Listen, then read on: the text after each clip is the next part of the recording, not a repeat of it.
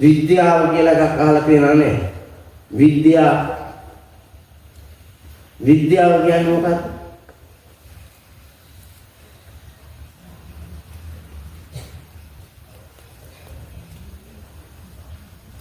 ළමයි පන්ති යනවනේ විද්‍යා පන්ති යනවා නේද? උඹලා අම්මලාට කුලප්පෝ වගේ හැදිලා යවනවා. ඔව්.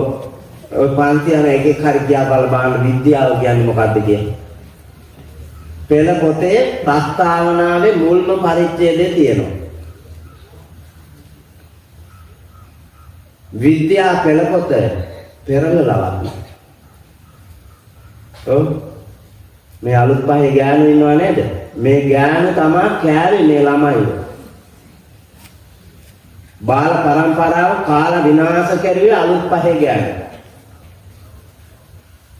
නෑ කියලා මට පුළුවන් නම් කියන්නකෝ මම ඔප්පු කරලා පෙන්නන්න 100,000 වාරයක්. සමාජය ඇතුළේ.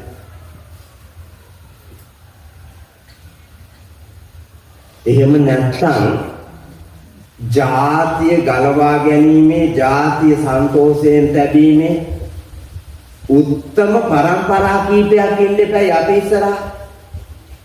වැදගත් ගිහි පැවිදි සමාජය අතරේ භික්ෂු භික්ෂුණී උපාසක උපාසිකා සිව්වන පිරිස එහෙම පෙනුමක් තියෙනවා. මම 1985 ඕ ලෙවල් ලියනකොට හිරගතව හිටපු රැඳවියෝ හිටියේ 25000යි. දැන් ඉන්න 95000.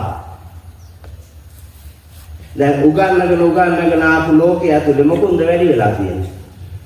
හිරකාරයෝ. පුනරුත්ථාපන කඳවුරු තිබ්බේ නැහැ. දැන් 4 දිබ්බාගෙම පුනරුත්ථාපන කඳවුරු වල ගැටවර තරුණ ජව සම්පන්නම රටේ පිරිස පුනරුත්ථාපන කඳවුරු වල හිර කරලා තියාගෙන පුනරුත්ථාපනය කරනවා. එළියට ආපු එකෙක්වත් නැහැ පුනරුත්ථාපනය වෙලා. ළමා නිවාසවල කොටසක් ඉන්නවා, පරිවාස භාරේ කොටසක් ඉන්නවා, මහලු නිවාසවල කොටසක් ඉන්නවා, වීදි වල මත් වෙලා මිහි මඩලට බරක් වෙච්චි කම්මැලි කුසීත జాතියක්, රාष्ट्रीयाधिकारी జాතියක් තව ඉන්නවා.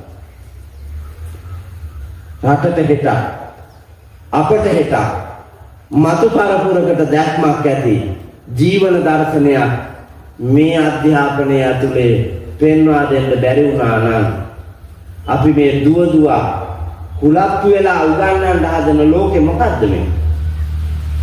මේක දැක්ක මේක බොරුවක්. ආන්ගේ මිත්‍යා දෘෂ්ටික බොරු පෞකාර ගමන් මග නවත්වා සැබෑ ලෝකයක සරල සුන්දර මිනිහෙක් හැටියට පින් සිතින් ගමන් කරන්න නම් ලෝතුරා බුදුරජාණන් වහන්සේ මහා කරුණාවෙන් දේශනා කොට වදාළ සත්‍යයම අවබෝධ කරගන්න ඕනේ.